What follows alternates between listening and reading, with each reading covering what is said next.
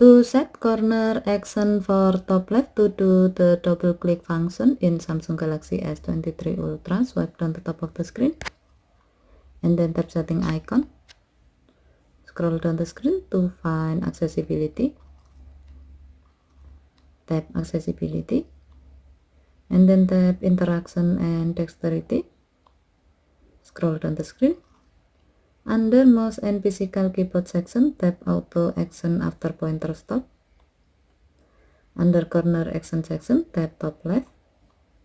Scroll down the screen and then tap the gray on offset next to double click to enable this option. When the switch turns blue, it means that this option is on.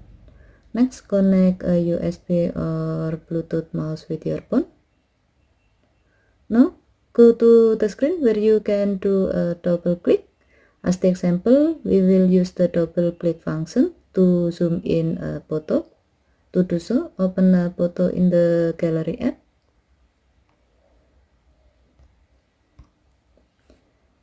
Hover and stop your mouse pointer on the top left corner of the screen.